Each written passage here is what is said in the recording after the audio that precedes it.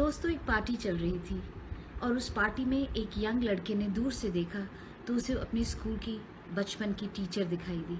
भागता भागता गया, उनके पैर छुए और बोला, मैम, मैं आपका स्टूडेंट हूँ, क्या आपको याद है? टीचर थोड़ी बूढ़ी हो चुकी थी। बोली, बेटा, आई एम सॉरी, मुझे तो याद नहीं आ रहा। तो स्टूडेंट ने बोला कि मैम, आपको देखकर ही तो मैं एक टीचर बना हूँ और एक सक्सेसफुल टीचर बना हूँ, क्योंकि आप मेरी इंस्पिरेशन हो और मैं आपको बताना चाहूँगा कि मैं एक टीचर क्यों बना। और उसने उन्हें बताया कि मैम, जब मैं क्लास 7 में था तो एक बार लालच में आके मैंने अपनी क्लास फेलो की घड़ी चुरा ली थी। जब क्लास में बहुत शोर मचा तो आपने क्लास में ऐलान किया कि सारे बच्चे दीवार की तरफ मुंह करके खड़े हो जाओ, आंखें बंद कर लो, सबकी पॉकेट्स चेक की जाएंगी। और सब ने आंखें बंद कर ली और आपने एक एक करके सबकी पॉकेट में हाथ डाला। और उस वक्त मैं मन में सोच रहा था कि हे भगवान, ये घड़ी जो मेरे पॉकेट में पड़ी है, आज तो मेरी सबके आगे बेइज्जती हो जाएगी। आज सबके आगे मैं एक चोर साबित हो जाऊंगा। और मैं मन ही मन बहुत डर रहा था। और आपने जैसे मेरी जेब में हाथ डाला और घड़ी निकाली और मैं समझ गया कि अब तो मेरी शामत आने वाली। लेकिन ये क्या, आपने वो घड़ी निकाली और उसके बाद बच्चों में बांट दी और किसी को कानो कान खबर ना हुई कि घड़ी किसने चुराई थी।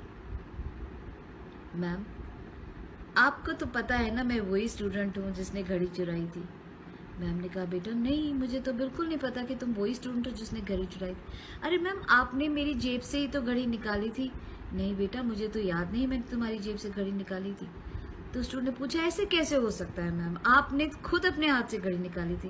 बोली, हाँ बेटा, मुझे याद है कि मैंने घड़ी निकाली थी, लेकिन जब मैंने कहा था कि सब लोग आंख बंद कर लो तो मैंने भी अपनी आंखें बंद कर रखी थी, इसलिए मुझे नहीं पता मैंने किस जेब में से वो घड़ी निकाली थी। दोस्तों, इस कहानी से हमें ये शिक्षा मिलती है कि कई बार हमें लोगों की कमज़ोरियाँ पता होती हैं, कई बार जानबूझकर ऐसी होती है या कई बार नेचुरली किसी वजह से उन लोगों के अंदर कोई कमज़ोरी होती है, कोई ऐसी बात होती है जो वो रिवील नहीं करना चाहते और हम जानबूझ के उनको सामने लाके उनकी बेइज्जती कर देते हैं।